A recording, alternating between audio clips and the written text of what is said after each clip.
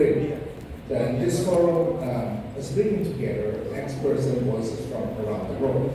And what's exciting about this forum is that it looks at the spice roots not only as relics of the past, but as living legacies with immense relevance today. We are talking about how these roots still connect region globally and how they can drive sustainable development in the world. During the opening sessions, we heard from leading scholars like Professor Evan Sujarwo and Professor Montakawi, who have explored the cultural and economic exchanges along these maritime routes that shape the world we live in today. The forum is also delving into the modern challenges we face, from preserving maritime conditions to addressing the environmental and cultural threats that could affect the future of these historical routes. The panels like Global Encounters and Cultural Exchange highlight how these interactions across the seas were not just about trade, but about the profound exchange of knowledge, culture, and innovation that continues to resonate. At the national level, the government has been working hard to ensure that the spice routes gain the recognition they deserve. One key strategy has been rapid assessment, a swift evaluation of the physical condition of potential heritage sites related to the spice routes. This is vital to ensure that all locations meet UNESCO's high standards. But beyond the technical aspects, the government is also engaging the public in what we call activating the spice routes. This means bringing these sites to life through community involvement, youth programs, cultural exhibitions, and residences for artists. It's about making the spice routes not just an abstract idea from the past, but a vibrant, living part of our cultural landscape today. And these activities aren't just about preserving history. They are about cultural diplomacy, positioning the spice routes as a global asset for Indonesia. On this day, the last session, we will be wrapping up the forum with a special public discussion at the Museum of Indonesia. Unfortunately, I'm unable to be present in person to engage directly with the forum participants. Please allow me to share a few thoughts. First, regarding the UNESCO recognition. As we know, the process of nominating to UNESCO takes several years. Currently, we are preparing the necessary steps to include the spice routes. The list, as I said before, which will then be discussed in the World Heritage Forum session. We are collaborating with experts, local government representatives, and other stakeholders to determine the elements that will be part of this nomination. This task is, of course, not an easy one, as it involves not only the historical aspects of the spice routes, but also commitment and readiness of the government, especially local governments, where these elements are located, to preserve proposed sites. The biggest challenge here, I believe, is reaching a long-term agreement on it. What we propose as a World Heritage Site will be an enduring legacy, meaning that all stakeholders must ensure the integrity of what is created. This requires long-term thinking, because as we have seen in many parts of the world, the preservation of cultural heritage sometimes comes into conflict with development interests. We need to agree that the spice routes are important from a preservation standpoint and also offer benefits to the rural community. Gaining widespread support with a deep understanding of the significance of this nomination is, in my view, the greatest challenge. Establishing an element as a World Heritage Site is one thing, but committing to its preservation for future generations is another. To build this consensus, I believe we need more forums like this, which can explore the importance of World Heritage nominations from multiple perspectives, not just from the lens of preservation, history, and culture, but also in terms of comprehensive development, including social and economic aspects. Ultimately, the interests of the public must be the priority. Forums like this can help the public understand that these two goals, preserving World heritage and supporting sustainable development, are not in conflict. In fact, they can complement each other. And I hope that following this forum, efforts we've made to disseminate what we've discussed to the wider public through various channels. So to conclude, the spice routes are more than just a story of the past. They are a path toward the future. The journey to get the spice routes recognized as a UNESCO World Heritage Site isn't simply about earning a title. It's about reigniting the pride we have in our heritage and ensuring that it remains remains a source of inspiration and connection for generations to come. So let's continue to work together, government, communities, artists, scholars, and citizens alike, to protect and celebrate the incredible legacy of the Spice Roots. This is our story, and we all have a role in ensuring that it remains vibrant, relevant, and alive. Thank you, and let's keep the spirit of culture burning bright.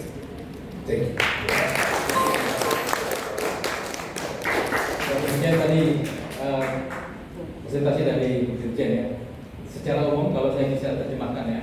Yang pertama tadi beliau bercerita tentang masa lalu, tentang pertukaran pengetahuan, ekonomi dan lain sebagainya. Dan yang kedua, Spice Road ini adalah bagian dari heritage kita yang harus kita jaga, kita kaji, kita kembangkan. Bukan cuma buat kita, tapi juga untuk masa depan generasi-generasi kita. Selanjutnya yang ketiga, pemerintah juga sementara menyiapkan untuk persiapan nominasi ke UNESCO lewat berbagai kegiatan. Secara umum itu yang beliau sampaikan tadi sudah banyak sekali yang Bapak Ibu teman-teman sudah bisa tangkap ya dari materi beliau. Kita akan dengarkan lagi video kedua dari Yayasan Negeri Rempah dan selanjutnya dilanjutkan dengan respon dari Profesor Idihara. Silakan.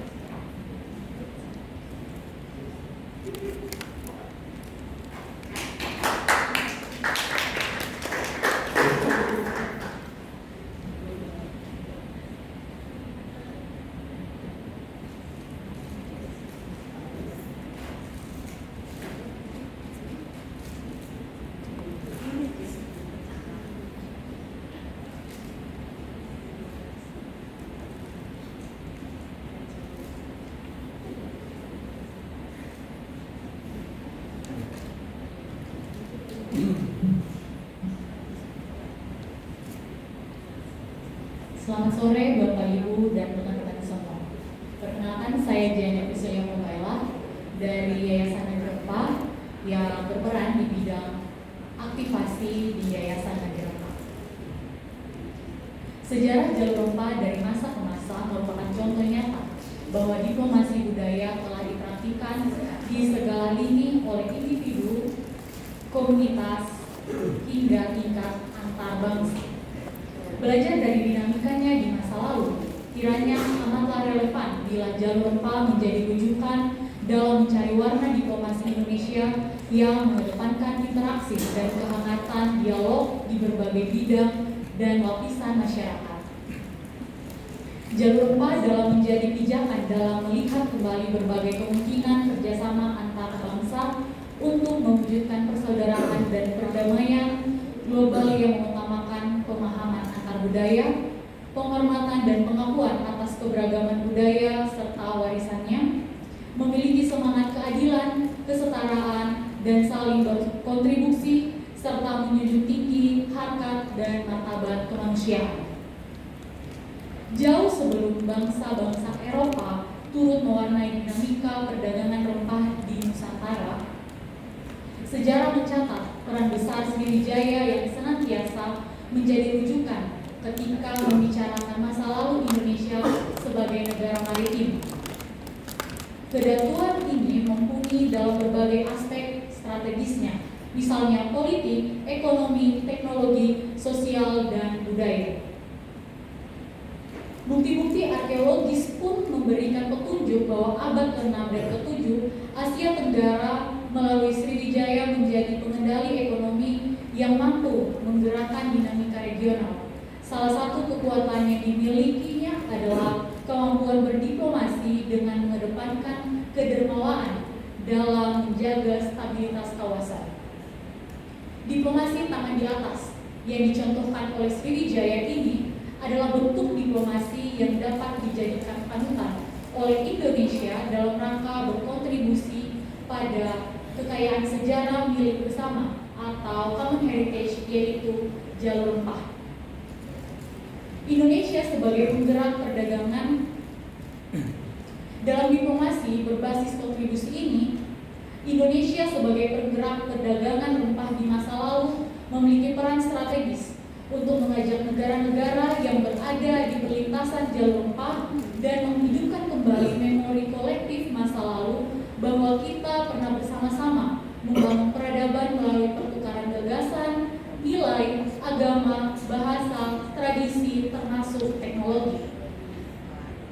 Diplomasi tangan di atas ini menuntut keseriusan seluruh pihak di negara ini agar berkontribusi lebih banyak dalam menghidupkan warisan sejarah bersama. Tidak untuk mengangkat Indonesia dan menjatuhkan negara lain, tapi untuk mengangkat Jalur Rempah sebagai milik bersama di masa lalu, masa kini, dan masa depan. Inisiatif untuk aktif berkontribusi dilandasi oleh kesadaran bahwa tidak ada satu negara pun yang dapat berdiri sendiri tanpa adanya dukungan negara lain, dan oleh karenanya dibutuhkan kerjasama antar bangsa yang lebih bermakna. Untuk itu, Yayasan Negeri Rempah menerapkan cara pandang ini untuk diterapkan sebagai tema diplomasi budaya Jalur Rempah yang kini tengah kami jalankan dalam mengemban mandat dari negara yang dalam hal ini adalah Kementerian Pendidikan, Kebudayaan, Riset, dan Teknologi Republik Indonesia. Diplomasi budaya ini merupakan salah satu upaya penunjang dalam rangka pengajuan Jalur Rempah untuk diinskripsi sebagai warisan dunia. Diplomasi budaya Jalur Rempah ini kami tujukan untuk meningkatkan peran aktif Indonesia dalam pergaulan dunia di dalam rangka membuka akses, menciptakan dialog, serta membangun hubungan antar masyarakat di tingkat lokal dan internasional, serta mampu berkontribusi dalam menjawab tantangan global dari isu-isu kontemporer selaras dengan Sustainable Development Goals. Program diplomasi budaya Jalur Rempah ini juga kami sasarkan untuk menciptakan kesadaran masyarakat di daerah dan dunia internasional tentang sejarah dan peran Indonesia di masa lalu, serta potensi peran Indonesia di masa depan, dan untuk mendapatkan dukungan dari negara-negara sahabat dalam perlintasan Jalur Rempah. Sedikitnya ada lebih dari 50 titik keterhubungan yang tersebar di seluruh Indonesia, dan lebih dari 20 negara di seluruh dunia akan kami datangi untuk dikoneksi dengan berbagai tema pengetahuan seperti etnobiologi, sejarah, arkeologi, antropologi, studi pangan, dan berbagai ilmu sains dan humaniora. Dari sini, kami akan melanjutkan keterhubungan ini melalui inisiasi berbagai program kolaborasi dan pertukaran antar bangsa, antar pelajar, mahasiswa, lintas profesi, dan disiplin ilmu sebagai hasil real dan tindak lanjut jangka panjang program diplomasi budaya Jalur Rempah. Teman-teman, Bapak Ibu semua yang ada di sini, di berbagai tempat yang ada di Indonesia, kita memiliki kesempatan untuk ikut serta dalam program ini.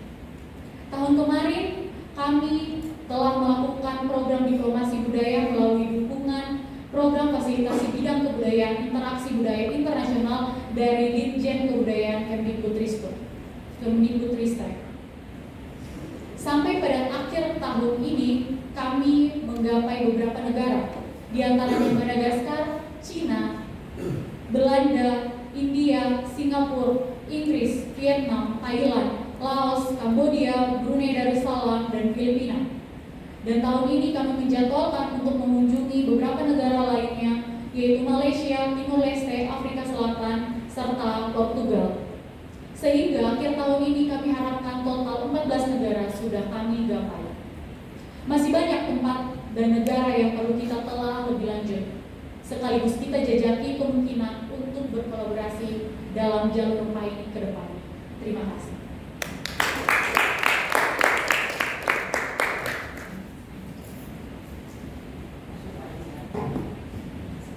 Baik, terima kasih. Kita langsung mendengarkan video ya.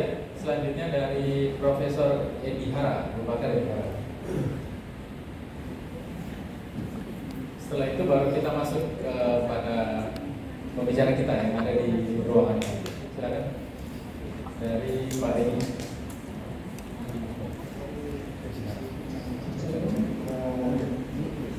Ladies and gentlemen, please good guests.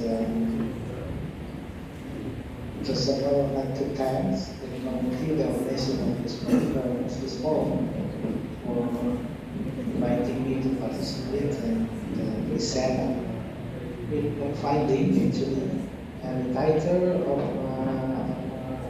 my presentation is from History to Identity Indonesian Spice Food Heritage Makings. And this research was conducted by a team actually, and I was tasked by our team to present this paper. And I was also want to apologize for not being able to come in person. I wish join personally in person to this very prestigious conference because I now is consist for initiating a kind of collaboration by universities and institutions. And I would like to present my paper divided into several parts. First of all, I would like to explain a bit what Indonesian government to revive or to activate Spanish roots, and then secondly, I will explain the meaning of these reconstructions, and then this meaning will be divided into three meanings. The first one is related to how the government try to explain the existence of the Spanish root. Secondly, I will explain about the meaning of restoring the Jalur itself, is the meaning for nations. And thirdly, related to the protection of values. What should we do with this Now I will move to the first part of my presentation, which is related to the initiation, how this program started. I think that is quite a common initiated by a group of people who gather to talk about the park.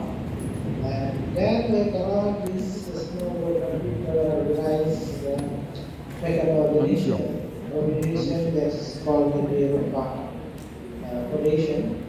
And after that, I think there are a lot of discussion, community in various places, Indonesia, Sumatera, Java, Kalimantan, Sulawesi, for example.